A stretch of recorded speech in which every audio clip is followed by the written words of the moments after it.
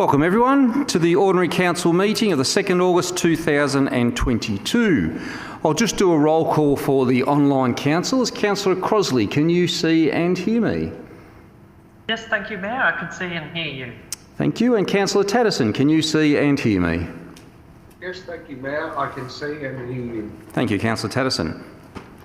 Members of the public gallery should note that the Council records and publishes Council meetings via YouTube to enhance the accessibility of Council meetings to the broader Wellington community. These recordings are also archived and may be published on a Council's website for viewing by the public or used for publicity or information purposes.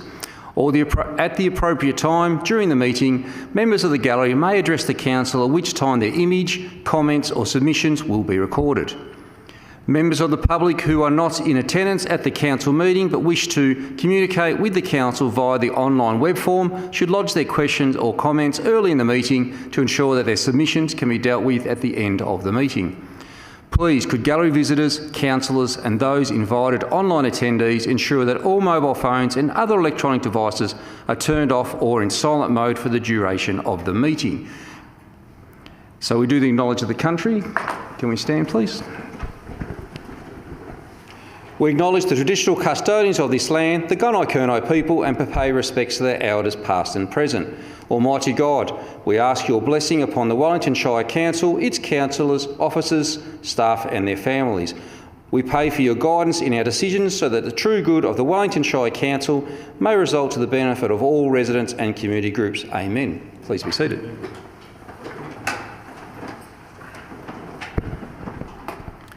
Apologies, we have Councillor Mackenzie. He's on approved leave.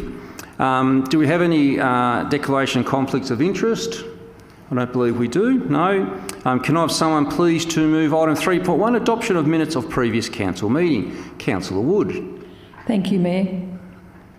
I move that Council adopt the minutes and resolutions of the Ordinary Council meeting of the 19th of July 2022. And could I have someone to second that, please? Councillor Rossetti. Is that motion opposed? If not, that motion is carried. Happy with that, Councillor Wood? Item 4, business arising. From previous meeting, we have none. Item 5, acceptance of late or current urgent items. We have none. Item 6, notices of motion. We have none. Item 7, receiving petitions or joint letters. They carry over to the next meeting, so we'll address those then. Item 8, invited addresses, presentations or acknowledgements. I actually have one. It was a real pleasure when I attended the RAF base a week ago that Neil Fote, who is the Wing Commander of Air Base Executive Officer, presented a beautiful a trophy to the Wellington Shire in recognition of your support and advocacy with the RAF base centenary. People mightn't realise, and there's a beautiful medallion that was presented in the box as well. That's what's actually in the box, and we'll display that with pleasure in the Mayor's office. People mightn't realise what the RAF base actually does for the area. There's over 1,100 people that are base personnel and students. It's a huge amount of people, plus the contractors that actually service all the equipment and the buildings and so forth out there. So a massive employer of the community. What they do is there's a flying school, there's air traffic control, there's officer training, and there's other aviation courses as well that they provide. Very important to the welfare of the Australian people. The RAF Base East Sale has actually been in operation for 79 years now.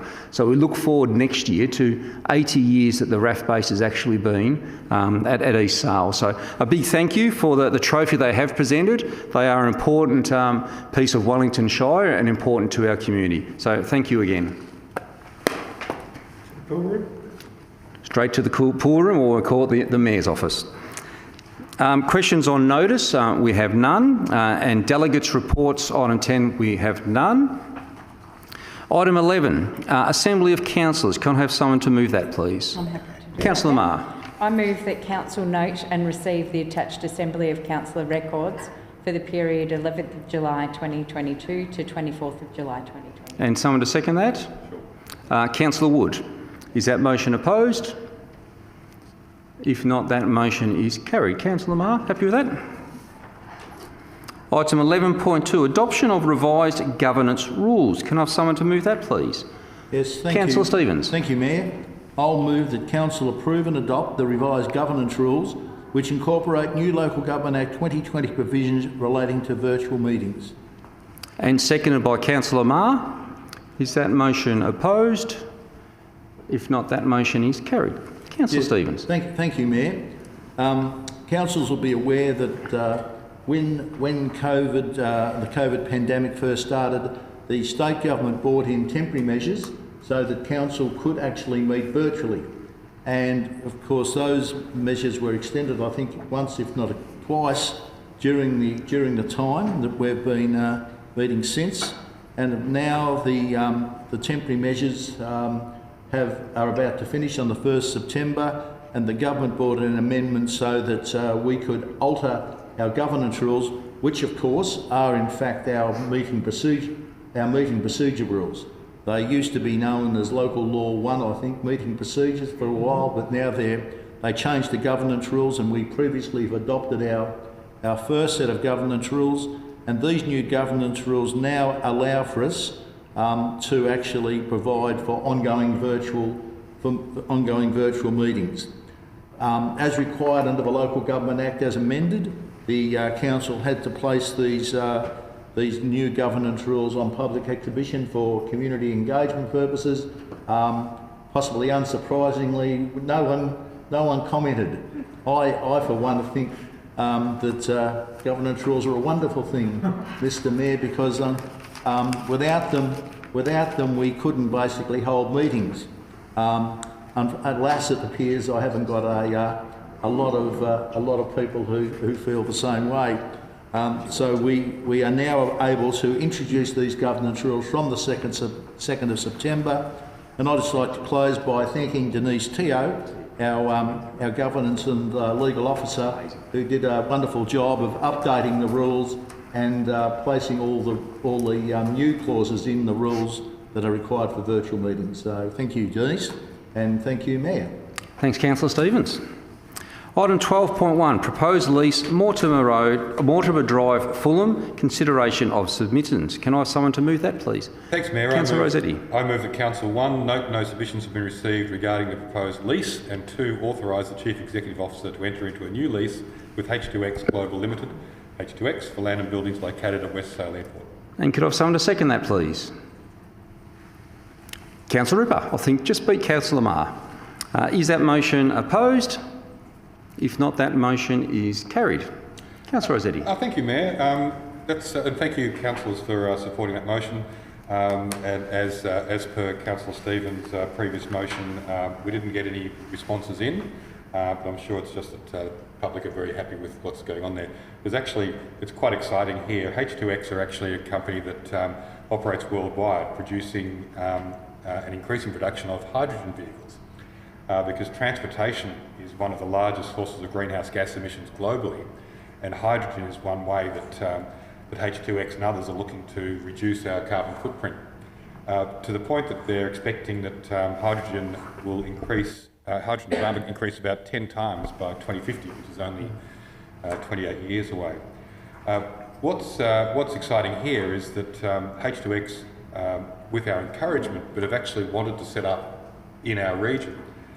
Because of many things, but particularly our support for renewables, and in fact the amount of renewables going on around here with the solar and wind, the Star of the South, the many solar farms going on here, it's a great place for them to set up, and so we're very excited to have them coming into West Sale.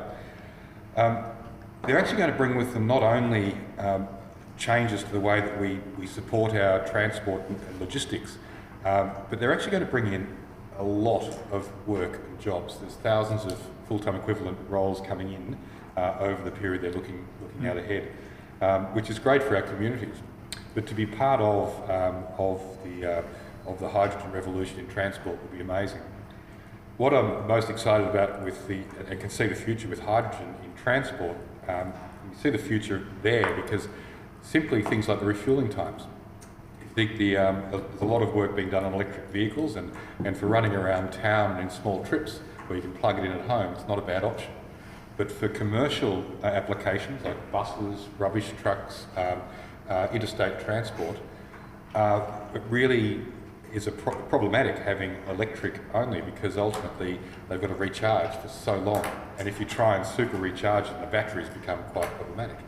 So we needed an answer for those big transport questions, and hydrogen seems to be the one, because they can hold 25 kilograms of fuel with a whole lot of weight around the infrastructure, and travel 400 kilometres on a moving truck, which is quite extraordinary.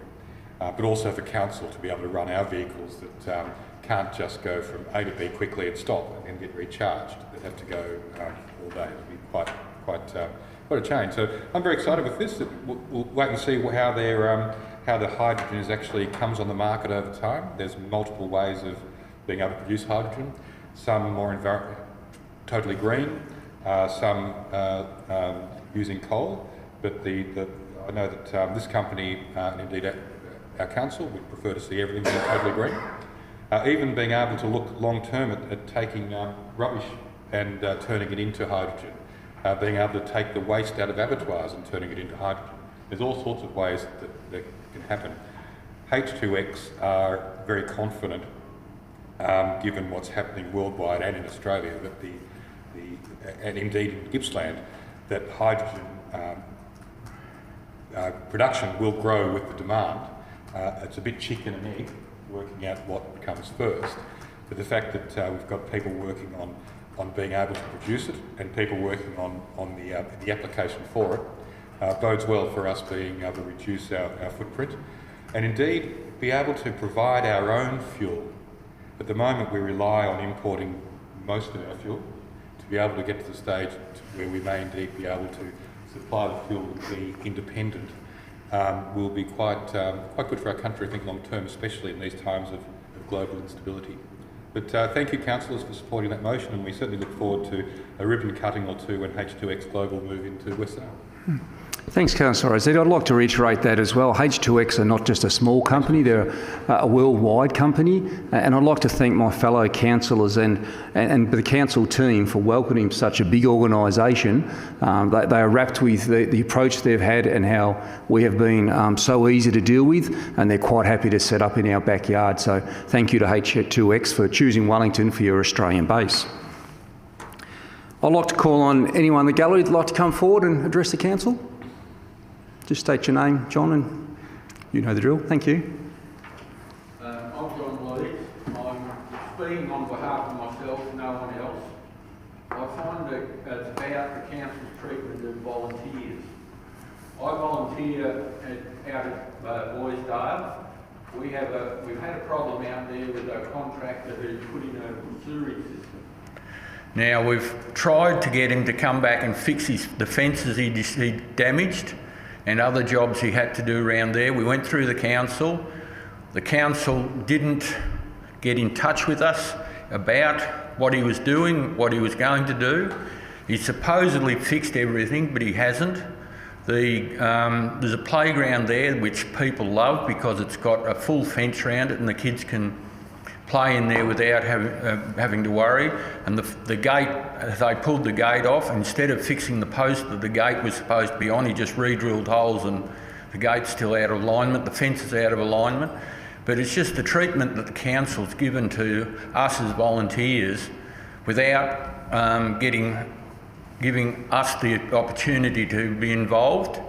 And also there was the road up beside the rec reserve there was resurfaced, and all the gravel off the top of the resurfacing was swept into the grass, which we mow with household mowers. And so do many people in this shire mow up to the edge of the road because the shire can't afford to fix the edges of the road, so the grass grows right up to the side.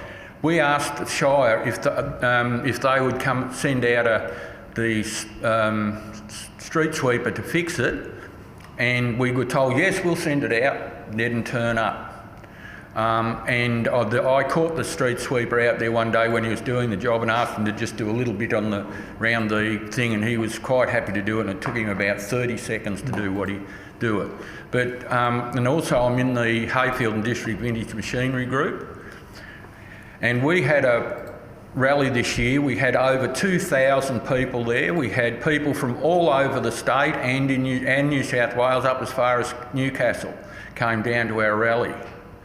And the previous rallies, our secretary has nearly been in tears because the Shire has said we can't run the rally unless you do this 2 days before the rally's ready to run, and all the paperwork has been in 6 months prior.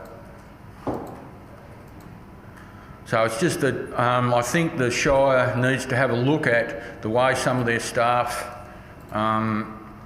treat their volunteers. And we've also had we mow everything. The Shire doesn't come out and do anything, and we mow everything. And we asked if we could get a grant for a mower, and we were told no. We got a mower, but the mower's really not fit for use. It's a brand new one, but it's, if you want to try driving it, it's as heavy as anything. But we just want a better treatment for all the volunteers who are doing these things, keeping the amenity up to a standard. If you drive through Boisdale, it's always mowed nicely. Everything's kept in good condition out there. So please, can you have a look at the way your staff treat and some of the contractors treat their volunteers and what they do. They also had people cutting trees. One of the fly-by-night arborists out there. I call them fly-by-night because they won't put their name on the side of their trucks. And they cut a whole lot of trees down and left stumps that high out of the ground. I nearly punctured my tyres on them. I had to come back and grind them, but they also told me that the Shire was going to replant trees, which was a lie. And the trees they did cut down, they've all come back as suckers. So I just want a bit of a fair go. Thank you. Thanks, John. I might get you to grab Chris outside and just give Chris those details so Chris can follow up. Thanks, John. Mr. CEO, do we have any online comments? None? I declare the meeting closed at 3:17. Thank you, everyone.